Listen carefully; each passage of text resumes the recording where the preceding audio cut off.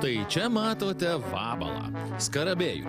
Senovės egiptiečiams vabalas buvo šventas, siejamas su saulės dievu Ra. Tuo tarpu lietuviai šį vabzdį sieja su mėšlu ir vadina liaudiškai mėšlavabaliu arba paprasčiau šūdvabaliu. O štai čia kitas šūdvabalis. Teisingiau sakant, žmogus išvadintas šūdvabaliu. Druskininkų konservatorių lyderis ir būsimas kandidatas į vietos mero postą Vilius Semeška. Šį garbų partinį lyderį šūdvabaliu išvadino oponentai. Socialdemokratas, Druskininkų savivaldybės tarybos narys, ausų nosies gerklės gydytojas Algimantas Toncelis. Ir ne kokiam savivaldos posėdį, ne miesto knaipiai ar gydytojo kabinete. Laikraštyje dideliausiom raidėm ant visų druskininkų, ant visos Lietuvos. Perskaičiau straipsnį, kuriam gydytojas, Druskininkų savivaldybės tarybos narys ir komiteto pirmininkas leido savo, kaip sovietiniais laikais, savo kritikus išvadinti psichiniais ligoniais, šūdvabaliais, rusofobais.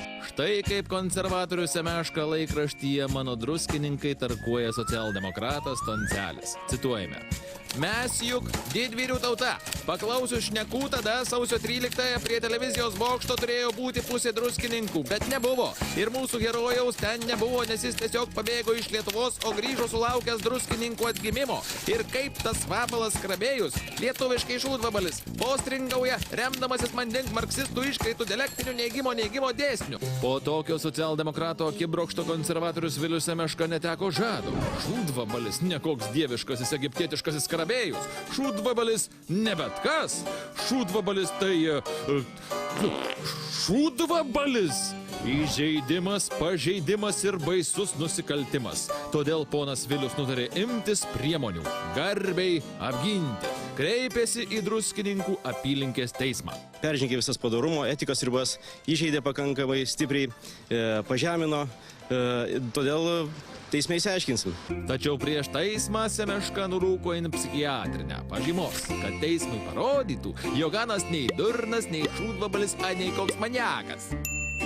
Kreipiausi į psichiatrus, į druskininkų psichiatrus ir į psichologus, atlikau atitinkamus testus ir turiu šiandien pažymą, kad esu visiškai sveikas.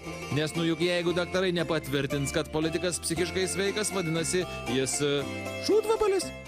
Labai nustebau išvydęs straipsnį druskininkų propagandiniam valdžios leidinyje Mano druskininkai, leidžiama už mokesčių mokėtojų pinigus, kad jis leido savo iš tiesų šitaip elgtis, viešai diagnozuoti ligas, švietimui skirtam leidinyje išvadinti šūdvabaliu, leido savo pavadinti rusofobu. Tokiu būdu Druskininkų ligoninės ausų nosies gerklės ligų gydytojas savivaldybės tarybos komiteto pirmininkas Algimantas Toncelis buvo iškviestas į teismą dvikovą.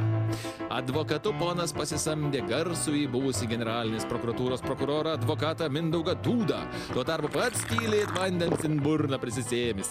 Ne taip, kaip šūdvabaliu išvadintas Semeška. Girdi, keldamas triukšmą, politinis oponentas tik reklamą prieš rinkimus sau darosi. Įda nemokama. Kokio velnio visą šitą peklą Druskininkuose užvirė? Paklausite jūs, gerbiami kakadu žiūrovai.